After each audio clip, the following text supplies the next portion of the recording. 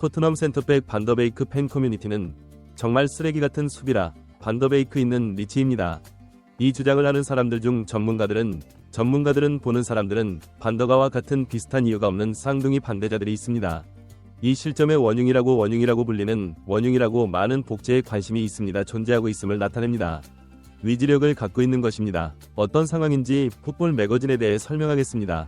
토트넘 27일 영국 런던의 셀러스트 시티에서 열린 2024에서 25시즌 상당수 리그 라운드에서 크리스탈 블루의 0대1로 패스한 충격이 범위 사이에 보이는 상황입니다.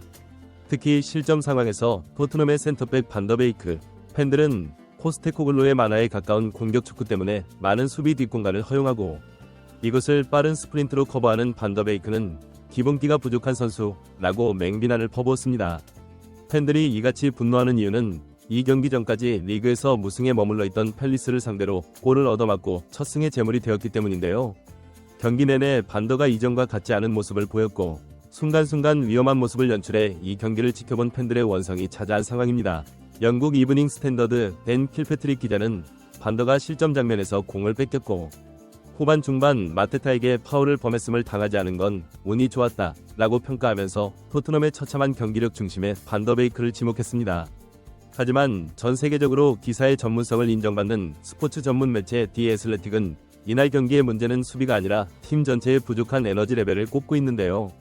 토트넘은 지저분하게 이기는 법을 배워야 한다 고 말하면서 토트넘의 도련님 축구에 직격탄을 날렸습니다. 디 애슬레틱은 이 팀은 일주일 동안 맨체스터 유나이티드, 웨스트햄을 무너뜨리지만 그 다음에는 브라이턴이나 크리스탈 팰리스에 패배하기도 하는 팀이라며 토트넘은 일관성이 부족하다고 지적했습니다. 디 애슬레틱은 이런 현상이 포스테코글루 1년차에 나타났다면 이해할 만하다. 포스테코글루의 플레이 스타일에 적응하기 위한 과정일 수 있다. 하지만 지금은 토트넘의 발전을 가로막는 근본적인 문제라며 심각성을 강조하면서 토트넘은 9경기 중 패를 당했다. 4위를 노리는 팀에게는 충분하지 않다. 그들이 거둔 승은 모두 최소 2골 차이가 났다. 모두 진작에 앞서 나간 경기들이다. 그들은 팽팽하고 긴장된 경기에서는 성공하지 못하는 것 같다며 토트넘의 약점을 찔렀습니다. 축구 전문 분석 방송인 BBC 매치 오브 더 데이는 이날 경기의 실점 장면을 정밀 분석해 많은 팬들의 이목이 집중되었습니다. 이 방송을 접한 일부 전문가들은 이 방송을 보고 있으면 마치 반더베이크가 공을 잡고 후방 빌드업을 시작하려고 하자 상대 공격수 2명이 로메로를 에워싸서 공이 전방에 있는 비스마에게 가야 했다고 말했습니다. 그래서 로메로는 전방으로 패스를 하지 못하고 반더베이크에게 패스를 끊는다고 말하면서 이런 움직임은 크리스탈 팰리스가 토트넘의 후방 빌드업 패턴을 알고 있고 자신들이 경기 전 토트넘의 후방 빌드업을 방해하는 훈련을 했기 때문에 실제 경기에서 압박을 하기 위해 스타트를 끊는 게 빨라서 압박 속도가 대단히 빠르다는 것을 알 수 있다고 말했습니다. 그래서 이런 상황이라면 토트넘 선수들은 반더베이크에게 공이 전달되면 공을 받기 위해 반더베이크 주변으로 2명 이상의 선수가 빠르게 움직이고 붙어서 반더베이크를 압박하는 상황을 그냥 지켜본다고 말했습니다. 상대의 압박으로 위험을 느끼는 반더베이크는 비수마, 우도끼에게 패스가 지속적으로 일어난다고 말했습니다. 비카리에게 공이 전달되자 상대 공격수 2명은 지체 없이 압박을 하고 비카리 역시 공을 줄 곳이 마땅치 않아서 로메로에게 공을 주는데 이건 역시 상대팀에서 예상한 빌드업이라 보니 지체 없이 로메로를 압박하고 있습니다. 이 비슷한 앞선 상황에서 반더베이크와 포로가 이쪽까지 내려오지 않고 위로 올라가서 공격만 하려고 공을 기다린다고 말했습니다. 이들은 이 상황에서 이쪽에 있는 상대 공격수와 메디슨 그리고 우도기 때문에 토트넘이 선제 실점을 당했기 때문이라고 말했습니다.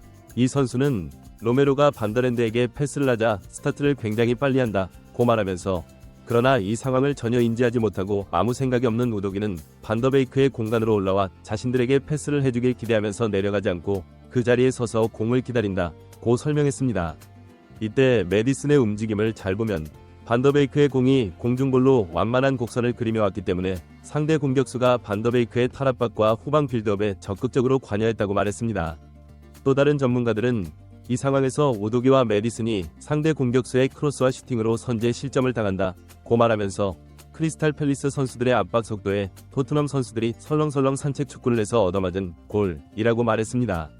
이들은 앞선 상황에서 로메로가 반더베이크에게 상대가 뛰어들어가는 것을 메디슨이 보자마자 이 큰 공간으로 뛰어들어가서 패스를 받으려고 했다면 상대 공격수는 반더베이크 말고 메디슨이라는 또 다른 선택지가 있기 때문에 압박에 성공하지 못했을 것이다.